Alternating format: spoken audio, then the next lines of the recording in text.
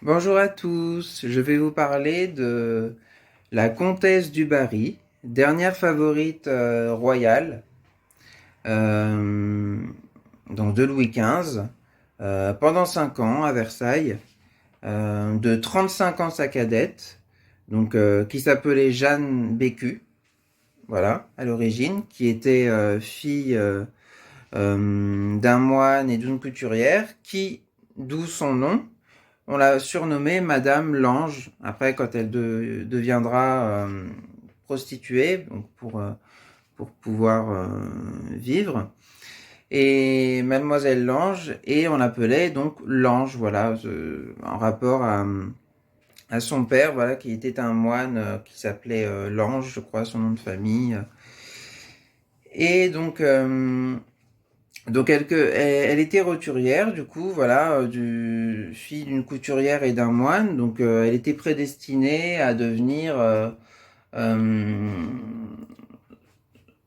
enfin, avoir un métier, voilà, qui ne la prédestinait pas du tout à devenir maîtresse royale, loin de là. Souvent, les filles qui sont jolies comme ça à l'époque sont prédestinées à la galanterie ou à un métier en tout cas qui n'est pas donc ce qu'elle allait devenir après, voilà, presque reine en fait. Et donc Jeanne Bécu donc commença donc par devenir femme de magasin, donc voilà, donc elle manipulait toute la journée des beaux tissus, des belles robes, donc ça la faisait rêver beaucoup. Et ça participa d'ailleurs, parce qu'elle devena aussi coiffeuse, donc apprentie d'un jeune coiffeur, qui tomba même amoureux d'elle à un moment, mais qui elle commença du coup à apprendre le talent, voilà, de la coiffure.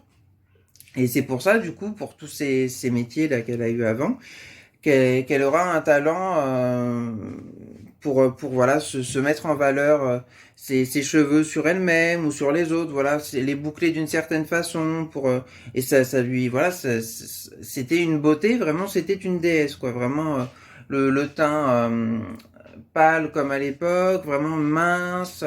Elle saura se mettre en valeur avec de beaux vêtements, la mode. C'est elle d'ailleurs qui commença avant Marie-Antoinette à porter des robes blanches, voilà, très sans corset, très légères, proches de la nature, tout ça. Elle aimera justement les jardins un petit peu à l'anglaise aussi comme Marie-Antoinette, tout ça. Elles ont été ennemies, mais finalement elles avaient quand même pas mal de points communs, ce qui est dommage. Elles se sont réconciliées un peu à la Révolution, mais ce qui était bon malheureusement un peu trop tard. Donc ça, je vais y revenir après.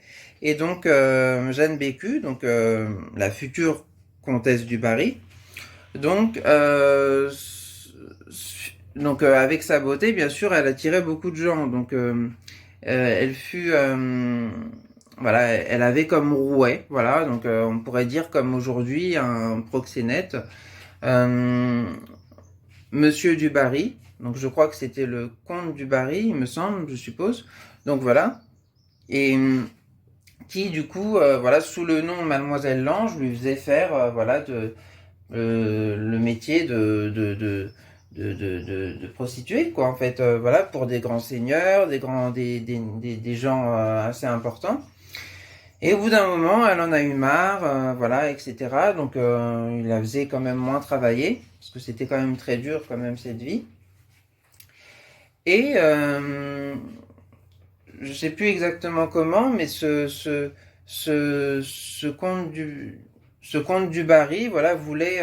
Bon, il y avait aussi le Monsieur de Richelieu qui était le petit neveu du cardinal de Richelieu dans l'affaire. Je me souviens plus exactement. Je vous dis, je suis un passionné, mais je ne sais pas exactement tous les dates, les faits et tout ça. Donc vraiment, je vous invite à vous informer par vous-même. Moi, c'est juste pour m'amuser, voilà, pour le plaisir que je vous fais ça, cette vidéo.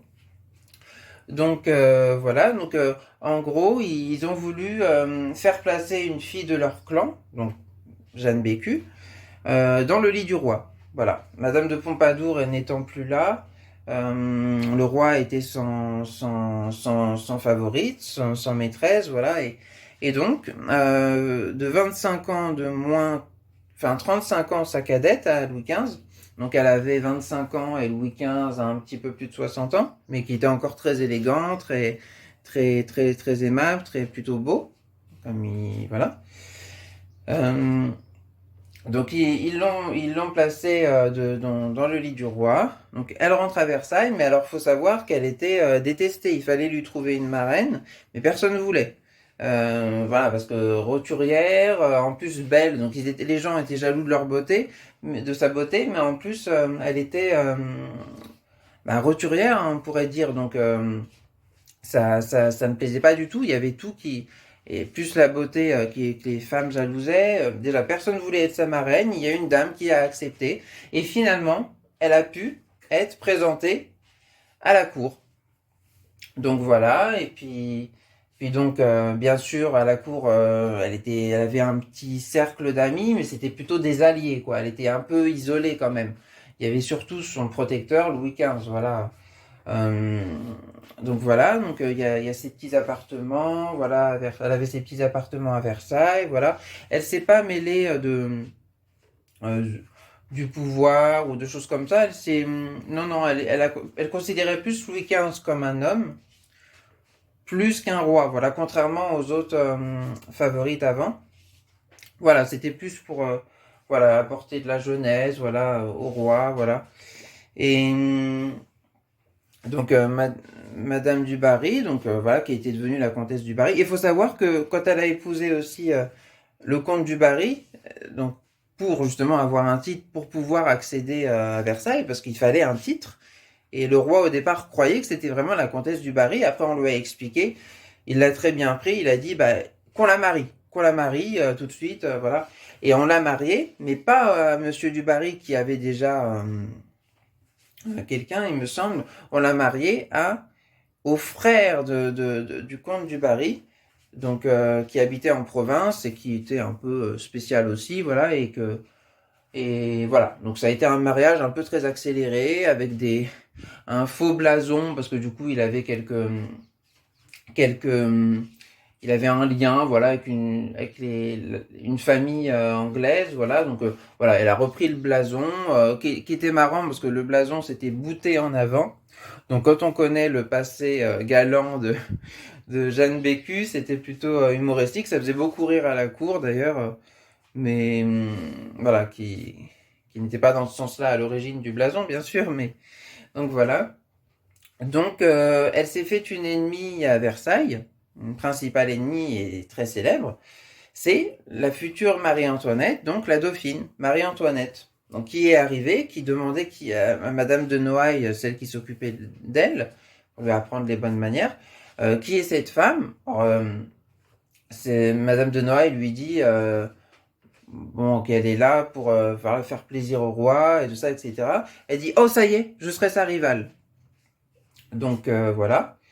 Et donc après, elle apprendra bien qui était donc Jeanne Bécu, donc la comtesse du Barry, hein, maintenant Madame du Barry. Et donc elle ne pouvait pas supporter cette femme. Louis XVI non plus ne l'aimait pas. Il avait en horreur cette relation entre Madame du Barry et son grand-père, Louis XV. Et donc Marie-Antoinette, pendant plusieurs temps, ne lui adressa pas la parole, ce qui offensait Louis XV. Donc voilà, la mère de Marie-Antoinette faisait pression par lettre pour que Marie-Antoinette parle enfin à Madame du Barry. Et un jour, elle a cédé. Avec cette fameuse phrase, il y a bien du monde à Versailles aujourd'hui. Donc voilà, elle aurait dit cette phrase, voilà. Elle a cédé, mais elle ne lui parlera plus jamais. Voilà, voilà, c'était vraiment forcé et contrainte. Et donc, voilà. Et donc après, donc, elle vivra donc quelques années, voilà, à Versailles pendant au moins 5 ans, Madame du Barry. Et malheureusement, Louis XV après s'est éteint de la petite vérole.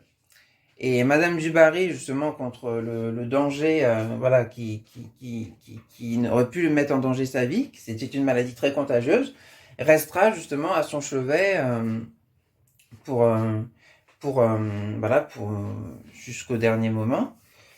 Et après, elle sera obligée de partir de Versailles, malheureusement. Voilà, elle aura plus son royal protecteur. Et voilà. Donc, elle avait donc bien sûr son château à Louvciennes, dont elle avait fait un pavillon de musique.